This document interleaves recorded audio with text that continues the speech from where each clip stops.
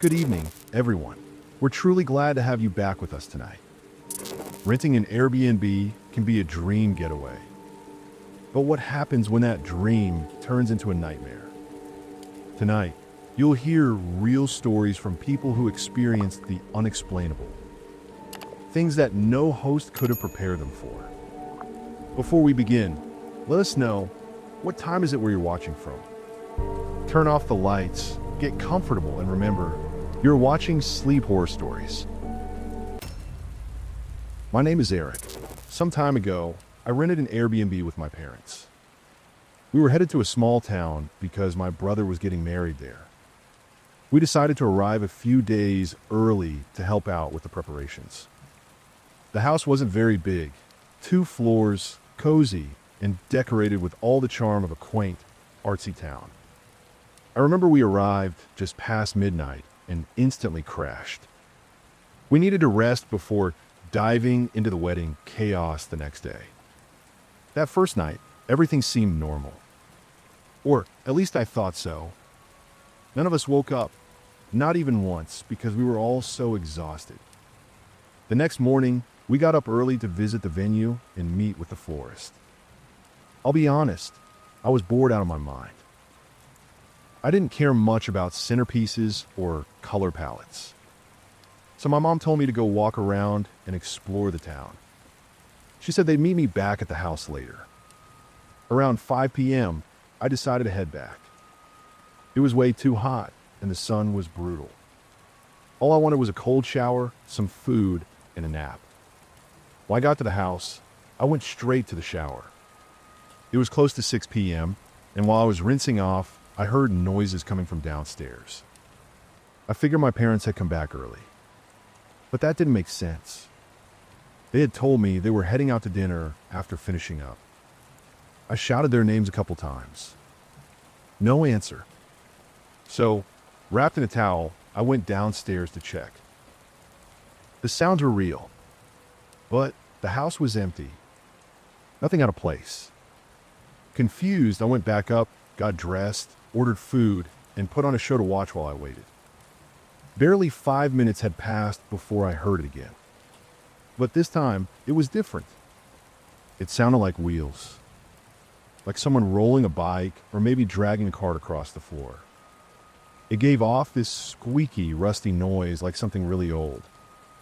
I grabbed the pocket knife I always keep nearby and crept downstairs. Again, no one. And there was nothing in that house that had wheels. It was all pretty minimal, just the essentials. I was officially creeped out. I went back up, sat on the bed, and kept watching TV. Then my phone buzzed. My food had been delivered. I rushed downstairs. It was around 8 p.m., and the sun had nearly set. From the doorway, I saw the delivery guy getting on his bike. I called out to him, letting him know the order was mine. He looked confused and said, "Oh, didn't I just give it to the lady in the wheelchair?" I froze.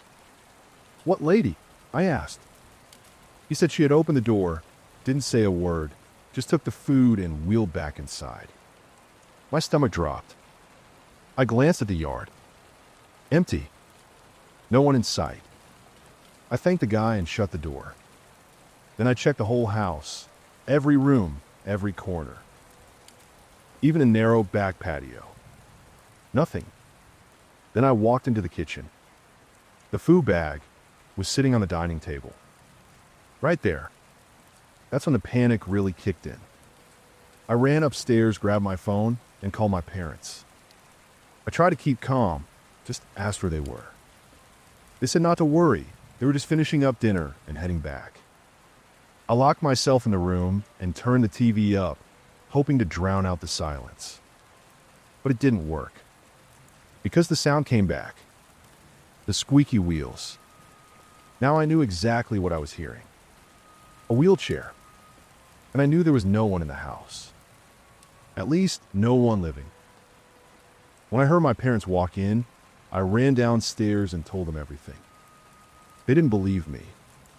I begged them to leave, to get a hotel instead, but they refused. We had already paid for the whole week. I felt hopeless. But later that night, my mom changed her mind. We were all asleep when I heard her scream from downstairs. I bolted out of bed, as did my dad. He reached her first and asked what was going on. She was in the kitchen, nearly crying. She had come down to get water and saw an old woman rolling across the back hallway in a wheelchair. The door had been left open, so she saw it clearly. My dad and I ran outside, but of course, no one was there. Through tears, my mom begged us to leave. She said she couldn't sleep another night in that place. We packed up and left that same night. The next morning, I messaged the host to explain we were cutting our stay short. She sounded genuinely sorry and asked if she could come by to talk, probably afraid we'd leave a bad review. My mom agreed to meet her. When she showed up, it was the first time we actually saw her. She was young, maybe 35. Polite, friendly. She asked why we were leaving, saying it was important we tell her the truth. That's when she confessed something that chilled us. Other guests had also left early, and they saw the same thing. The woman in the wheelchair. She told us the house had belonged to her grandmother, who had died in it, alone. Apparently, the grandmother was cruel and bitter, even estranged from her own daughter. The host barely knew her. When the old woman passed away, the house was left to her. She decided to rent it out to make some extra money. She told us all this so we wouldn't leave her a bad review. Maybe that's why we didn't see any negative comments when we booked. I won't say whether I left a review or not, but I'll tell you this. To this day, just thinking about being alone in that house, with that woman's spirit, still gives me chills. And I wouldn't wish that on anyone. My name is Benjamin. I'm 34 years old, and I live in Santa Rosa, California. I want to share a terrifying experience my wife and I had a few years ago while staying at an Airbnb in the US. Let me be clear. None of this was the platform's fault. But what we went through was horrific. It was summer break. Both my wife and I are teachers, so we booked a big house surrounded by woods, hoping for a relaxing escape. The neighborhood looked like something out of a movie. Quiet, scenic, with lots of greenery. The house had amazing reviews. We read every single one before booking. Everyone praised the property and the host, who was a young Asian man. When we arrived, he was already there waiting for us. Super polite, really helpful, though we had a bit of a hard time understanding his English. Still, we managed just fine. He gave us the house rules and a quick tour. Then he pointed to the attic door. It was locked. Off limits. He said it was packed with old furniture and tools. Honestly, we couldn't care less. The rest of the house was beautiful, inside and out. Big yard, peaceful surroundings. He apologized for the strong scent of bleach and cleaning products. Said the previous guests had just checked out, and he and his wife had deep cleaned the place. We appreciated that. Everything looked spotless. My wife stepped outside to relax on one of the lawn chairs while I took a shower. I was sticky from the drive and needed to freshen up. When I came out, she was walking back inside. She looked puzzled. She told me she thought she saw someone move past the attic window, which faced the backyard. She wasn't sure if it was a shadow or a person. I brushed it off. Probably a bird, I said, or the wind through the trees. She agreed and said, "Let's go out. I want to explore." We spent the afternoon sightseeing and came back around 10 p.m. At night, the house looked different. Ominous, even. The vibe had completely changed. As soon as we stepped inside, both of us felt it. A strange, heavy energy. We said it at the same time. Something felt off.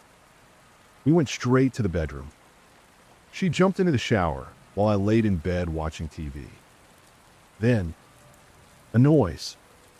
It sounded like something heavy falling upstairs. In the attic. I didn't move. I locked the bedroom door and waited for her to finish. When she came out, I told her what I'd heard. She asked if we should call the police. I told her it was probably rats or something. I didn't want to scare her. That night, I kept hearing things. But I didn't wake her. I didn't want to be that guy who checks out a creepy noise and ends up in a horror movie. The next morning, the smell hit us. Something was rotting. The stench was strong, putrid. My wife covered her nose and asked what it was. I told her I'd check. I followed the smell until I reached the attic entrance. You know those foldable stairs that pull down from the ceiling?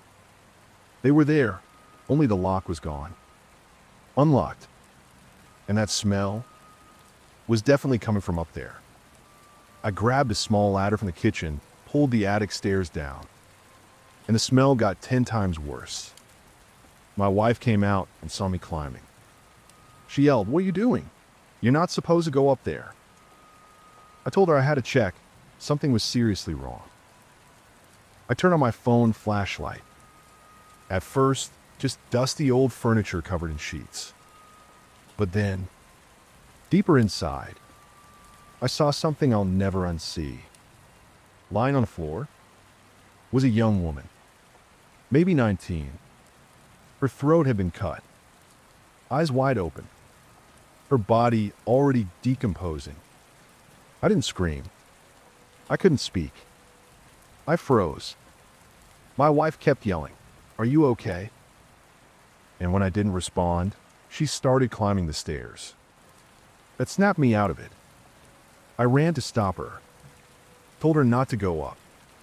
We both came down, and my hand was shaking as I dialed 911. She had no idea what was happening, but when she heard me tell the dispatcher what I'd found, she broke down, ran outside crying. I didn't call the host. I didn't know if he had anything to do with it. Soon, the cops arrived. 2 squad cars. They asked who rented the place to us, took his info, and called him to come to the property. They taped off the house as a crime scene. We weren't even allowed to grab our bags. When the host arrived, he looked just as shocked as we were. He kept asking if we were okay. I said, "No, we're not." Then they took his statement. Turns out, he had nothing to do with it. The previous guests were a group of young people. The girl we found had been one of them. No one checked the attic. No one was supposed to go up there. Apparently, the lock had been broken. They arrested 4 people, 2 guys, 2 girls. The same group that had stayed there before us. The girls claimed the guys killed her. One of them had made a move on her. She said no. They got angry, and they murdered her. The girls said they were too scared to report it. She was only 18. What we lived through was unimaginable. What was supposed to be a relaxing vacation became a nightmare. And we still don't know what made those noises in the attic that first night. Maybe it was her, wanting someone to find her. We'll never know. Since then, we only stay in hotels. Not because Airbnb or the host were at fault. But once your trust is broken like that, it's hard to get it back. Thanks for listening.